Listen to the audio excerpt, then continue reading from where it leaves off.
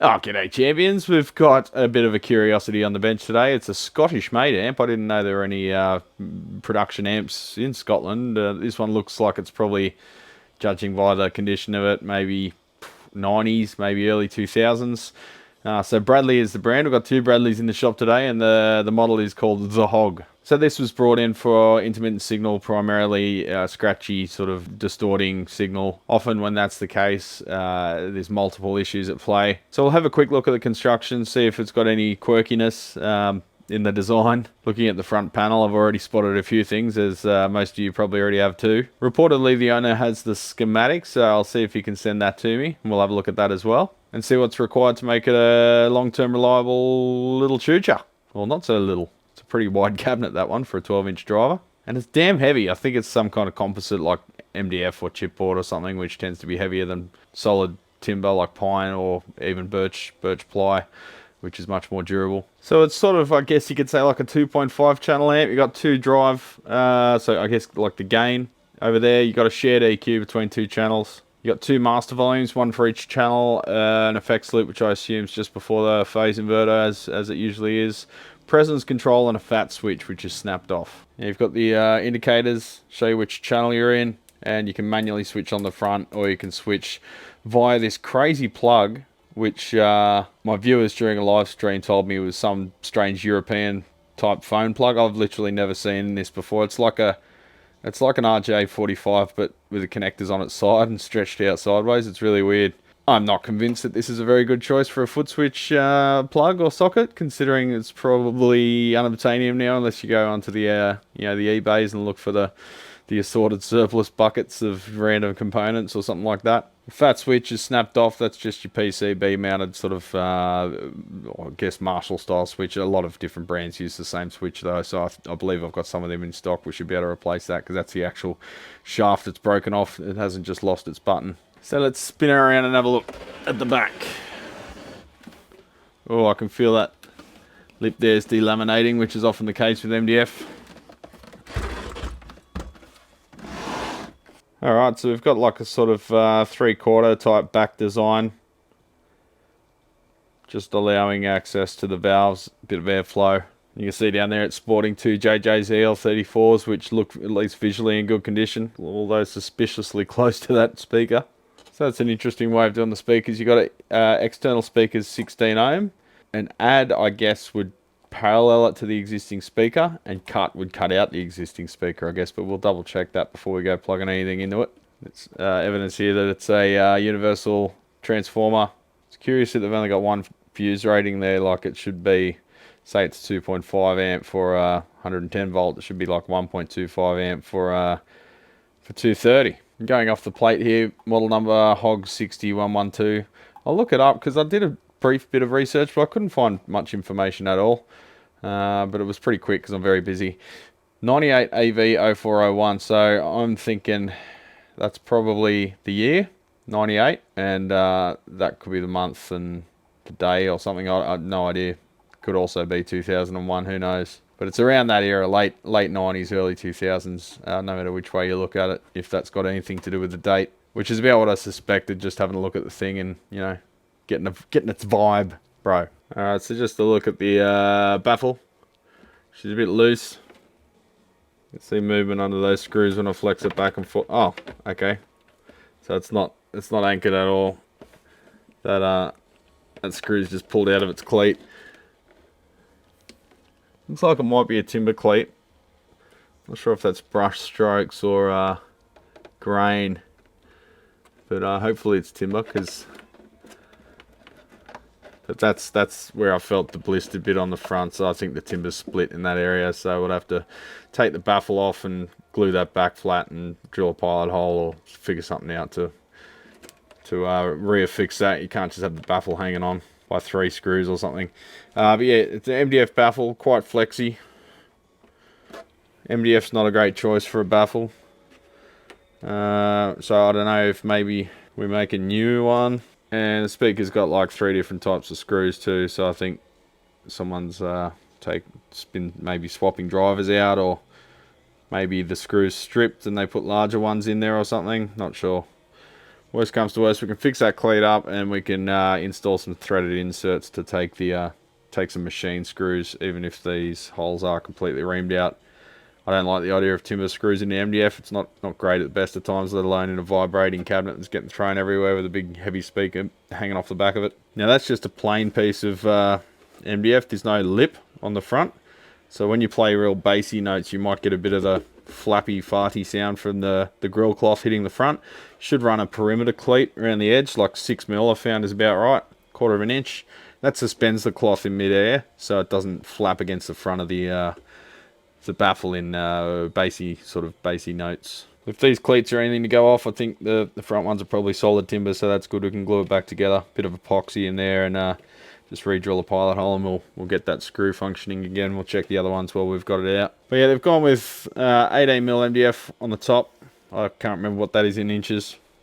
And 1/2 inch on the sides and base. Sort of like the Marshall JTM 30/60.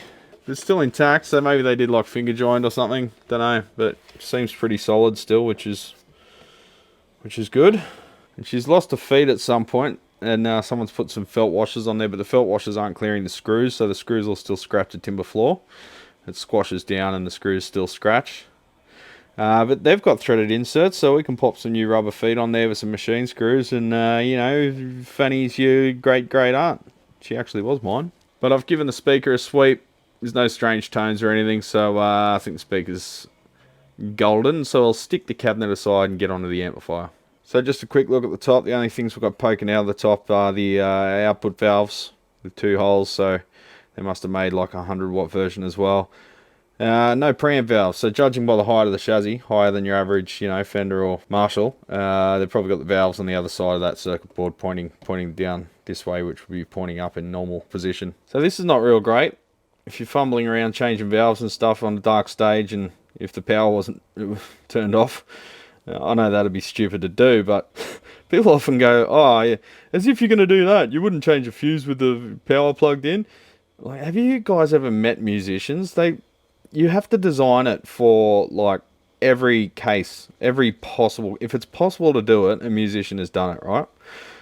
So they could reach in and touch that, and it's probably got plate voltage on it, which is not nice. So we'll have to plug them. I've got these little rubber blanking grommets, so they should do the trick. If they fit in there, maybe a dab of silicone in the groove just to lock them in. Don't focus on my freckles, Sony boy. Just a dab of silicone in the grooves, lock them in. They've got a grommet there for the speaker. The speaker cord's hardwired, as well as the 2 output jacks on the rear. Not sure where these transformers would have come from. Maybe there's a local winder over there in Scotchland. Yeah, this has got to get sorted out. I don't really like these plugs because they always pull out. This particular one never actually had the collar, which sort of clamps it, kind of clamps it on the cable. I don't really like them, but on this one we should be able to replace just the plug with a new safety plug. I'd like to change the whole cord with a molded one, so this doesn't happen in the future. Alright, so we've flipped her over. We're just having a look, going from left to right, speaker outputs. They've used these spade connectors everywhere, almost like binding posts. That's not real good, just everything's just tack soldered.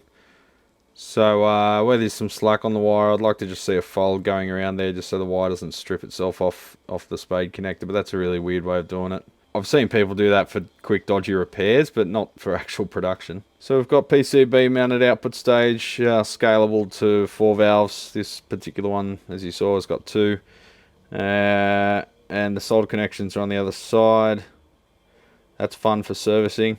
We've got some caps that look like they got bulgy tops, but that's the discs just deform and dome upwards. You push them down, it's like a little button. You push them down, you can feel the aluminium top's not bulged. Ooh, that one is though. That one's closest to the valve too, and that valve's populated, so that's been exposed to the most heat. So that one's a little bit bulgy as well, so I think we should be doing a recap, considering this is coming up to like 30 years old. Approaching it anyway. Wish I was still. You've got fused everything, which is cool. Whatever.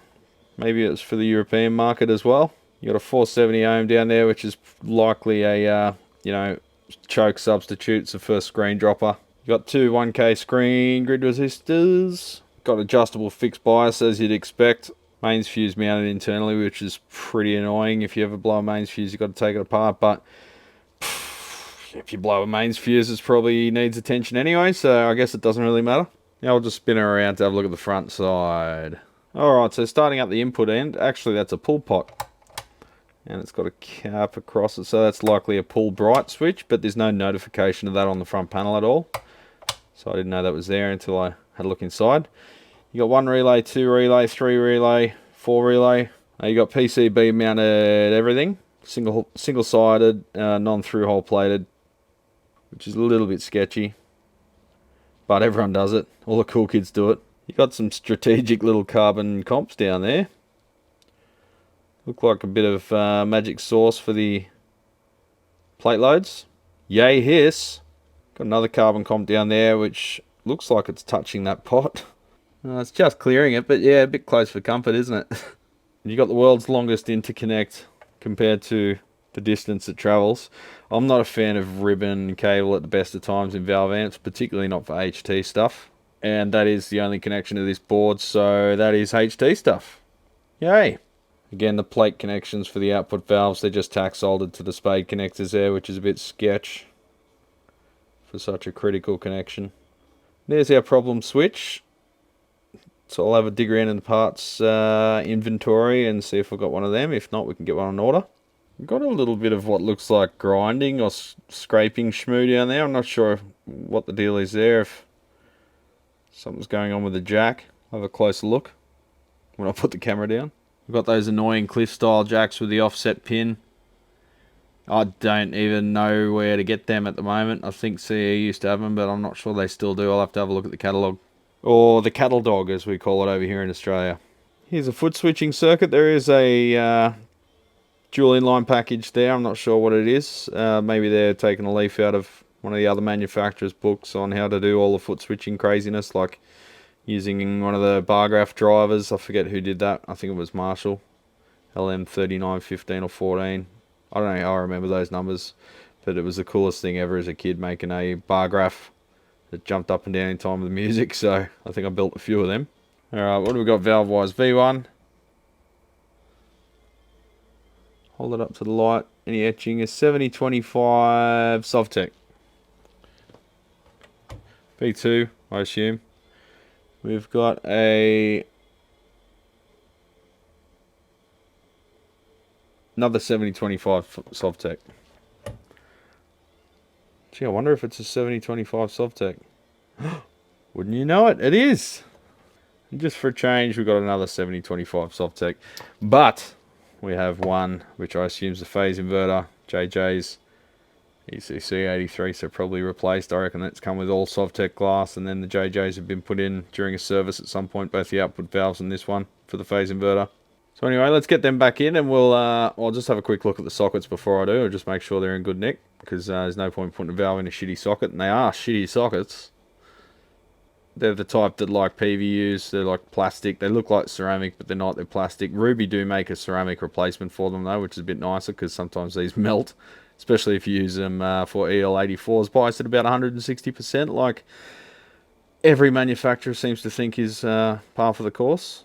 The other thing we'll check is the relays. Often these older non-hermetically sealed ones will go noisy or just intermittent. So you can see there's a little, normally that's a little vent down there, but it's got some shmoo in it, like silicon or something, epoxy. That means it's a hermetically sealed version, but they can still start to play up. We'll see if this craziness has any, issues with lead dress placement, oscillation, or intermittency, because they are the world's shittest connectors for valve amps. Followed closely by Peavy's Molex ones that they love using, even to this day, I think. Alright, so we've got a bit of bulge on the preamp filter caps.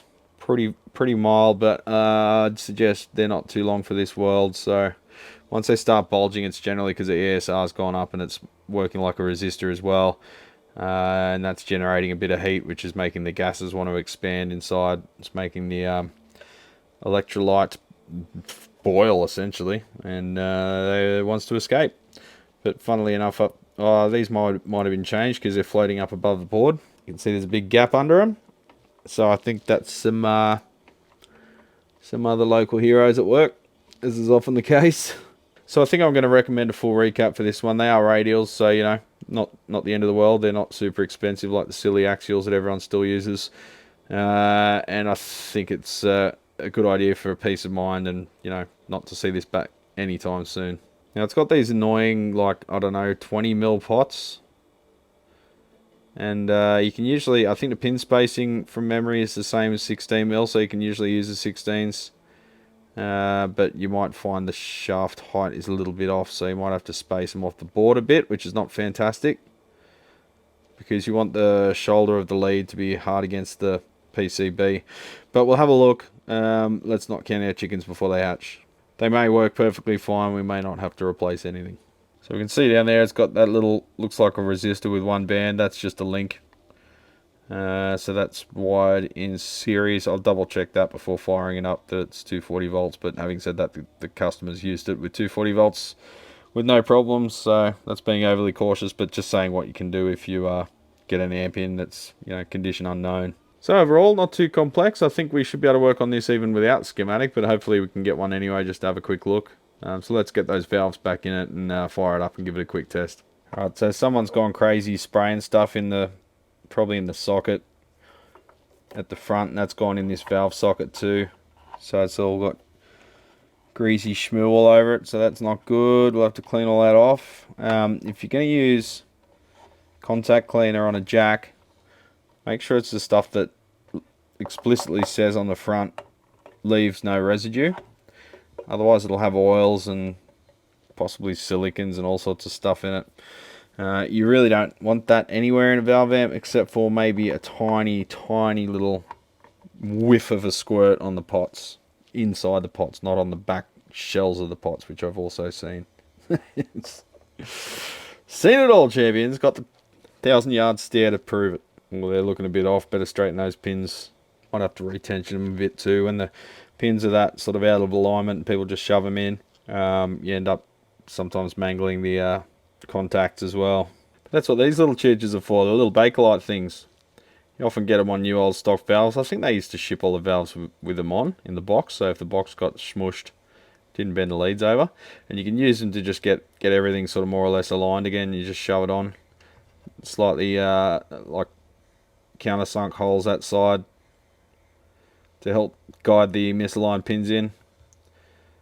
Yeah. Never bought one. I don't think you can anymore. I don't know, but they're just, I've always had them floating around, bro.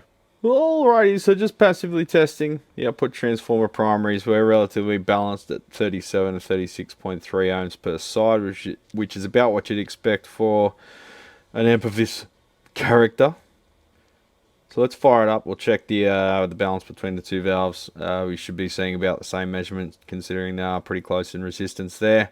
And we'll see how she performs. I'm going to submit you to 400 Hz sine wave again. I'm not playing while I'm trying to film and trying to test the amp, all three things at once. So you get what you get, champions. Alright, we'll take it out of standby. Ooh, a bit of a mismatch there. We've got about double the drop on the right hand side valve than the left. So pretty mismatched valves. I'm hearing some slight crackling. You probably can't hear it from the lav mic, but trust me, it's happening. Let's give it a bit of signal. Signal strong. Starting to clip on the preamp, it's good. Try the other channel. Bit of a crackle there. No signal. Oh, it's still vintage, hang on. Okay, so something funny there. Because the hot rod volume's not working when it's in what should be hot rod mode according to the LEDs switching on the front. It's still on vintage mode. Alright, so a bit sketchy on this fat switch here. Sounds like there's DC on it. So I wonder if it's like a preset depth, like resonance control, and it's actually got DC on it. Dunno. We'll have a look. So I was getting some intermittency related to moving this cable around, which isn't great, but considering it's got HT on it, maybe it's like welded itself shut again, but I think we can find a better way of doing that. Worst comes to worst, I can just hard solder some ribbon cable from side to side, or we can make a new cable that's like, you know, an inch long, because I've got all the crimping gear and whatever for that, so I've got some of those headers. So we could do that. It makes a little bit more sense than having this whole thing floating around in the box, make things a bit neater and tidier. And there was some intermittency when I was moving these valves around, but taking them out, giving them a quick clean has cleared that up, so I'll continue to do that a little bit more thoroughly. The relays seem to be okay. It's a bit of a pop when you switch between modes, but oddly when you're in say I turn vintage mode all the way down, turn hot rod up, it's supposed to be in hot rod, see it switches, but it's only when you go to squeal that it actually goes to the hot rod master volume, so I don't think that's the way it's supposed to work. Alright, so that is on the foot switch controlled mode. Let's try the foot switch out. Alright, so here it is. It looks like they've used like tactile buttons, and the bottom's dented down a little bit. You can tell when you push the button down there, the bottom plate actually bends down as well, so not the best design.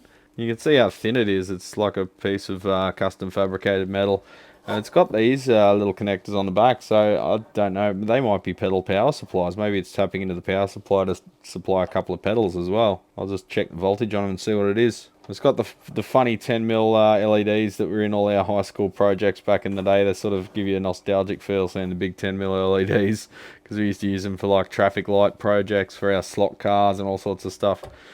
And here's that crazy connector. Yeah, I wouldn't choose that for a foot switch, but anyway, it's lasted this long. Let's see if it works. Alrighty, squeal. Yep. Snort. Grunt.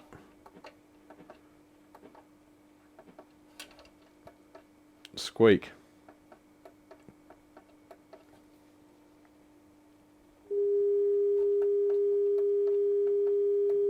Don't seem to be getting any changes there. Snort. Again, snort should be on the hot rod master volume, you'd think. So I don't know if something funny's going on there. I'll talk to the customer and see if that was, you know, something he was concerned about, or if he's learned to use it the broken way, or if that's just how it is. I don't know. Very limited info on this thing, so yeah, I might have a chat to him, send an email, get him to watch this video, and just see if that's what his expectation was for the foot switch functions. Alright, before I put it aside and just send the quote to the customer, I'll just take a few checks. A little bit of a spicy meatball, 508 volts on the B plus there. Just see what the ripple is. Those bulgy caps. We have 1.2, pretty good. We'll just check the screen node. You don't need a schematic for this, you're looking directly at the thing. That's pretty decent, yeah. Still going to change them, because once they're bulgy, it's, you know, done dinner. So just looking at the heater voltage just off one of the pins of the output valves. We've got 2.8 volts on one side and 4 volts on the other, so they're not very balanced. I'll check if there's any heater balancing, and if there's not, we might consider doing that. So anyway, champs, I'll leave this one here. When I've done the work to it, I'll just do a very quick video just showing you the sound of it. It actually sounds pretty good. Nice breakup, pretty surprisingly high gain, and relatively lowish noise. There's a bit of hiss there, but a little bit of hum from the mismatched output valves, but that's always just low level in the background. But I think we can improve on a couple of the build quality things. Just give it a recap. Maybe give the option for some more matched valves, and just give the thing a clean up, get all that residue off. So I'll see you on the next one, legends. Take it squeezy, and enjoy the next few coming out, because I've got some solid gold coming up soon. So stay posted, and subscribe if you haven't. Consider becoming a member if you want early release and the secret squirrel stuff behind the scenes.